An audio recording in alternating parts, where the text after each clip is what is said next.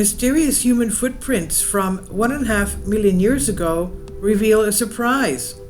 Ancient footprints reveal that a thriving landscape 1.5 billion years ago in what is now Kenya was able to accommodate two different species of hominin living side by side, as Homo erectus and Paranthropus boisei, a direct ancestor and an ancestral relative of modern humans, respectively, lived their lives in the Turkana Basin, and they left their footprints impressed deep in the mud around the lake, probably with barely a thought. And now the ancient lakeshore is part of the Kubi Fora fossil site, and those footprints show for the first time two distinct patterns of hominins bipedalism in the same time and place. Their presence on the same surface, made closely together in time, places the two species in the lake margin using the same habitat, says geologist anthropologist Craig Feeble of Rutgers University. That closely together in time is no exaggeration. According to an analysis of the footprints led by biologist Kevin Hatala of Chatham University in the US, the prints at the site were made within hours of each other. Fossil footprints are exciting because they provide vivid snapshots that bring our fossil relatives to life, Hatala explains. With these kinds of data, we can see how living individuals millions of years ago were moving around their environments and potentially interacting with each other or even with other animals. That's something we cannot really get from bones or stone tools. Bones are one of the most intriguing remnants of the past, but in order to really learn about how other ancient humans lived, we need to investigate the other traces of their existence they left in their wake.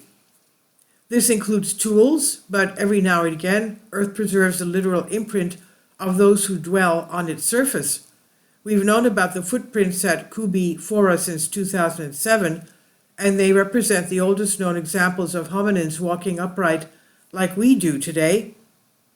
They demonstrate the same long stride patterns and the toe-off propulsion modern humans use. But since that 2007 discovery, more prints have been found at Kubi Fora, the most recent being in 2021, when deep, exquisitely preserved prints were discovered, gouged out of what was once left squishy mud. And that mud had subsequently been covered by other layers of sediment over time, obscuring the prints, but the field team was able to excavate them in 2022 so that researchers could study them. Hatala is an expert in foot anatomy. He and his colleagues conducted a detailed analysis of the prints at the site. They used 2- and 3-dimensional measurement techniques based on scans taken of the prints and reconstructed the tread that was made to make the impressions. Their results reveal that there are 2 distinct walking styles that can be inferred from the prints left in the rock, made by 2 different species of hominin, both known to have inhabited the site. And since the prints appear in the same sediment layer, they have to have been made at the same time. And since the 2 species are known to have had different diets and lifestyles, their competition with each other was likely low, meaning that the odds are good that they coexisted relatively peacefully. The history of hominins on Earth was complex, and the relationships between species remain mostly mysterious, but a growing body of evidence, including the genetic material of Denisovans and Neanderthals lurking in our own DNA, reveals that hominin species were capable of living side by side. The new research suggests that the emergence of an evolution of bipedalism was just as complex as other aspects of the evolutionary history of hominins.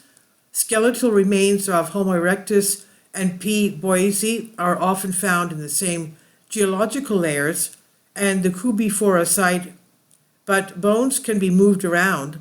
It's not always easy to demonstrate symmetry based on bone evidence. So this proves beyond any question that not only one, but 2 different hominins were walking on the same surface, literally within hours of each other, Fabi says.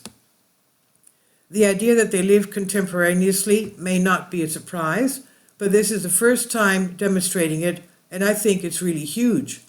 The research was published in Science magazine, and it's on Science Alert by Michelle Starr. Please leave your comments, and thank you for your support. Please support my Patreon account. The daily posts are 5 videos daily, and they are totally different from what I have on my YouTube channel. Thank you so much for your support and that you find all my content so interesting. You'll find the Patreon account details in the description box below.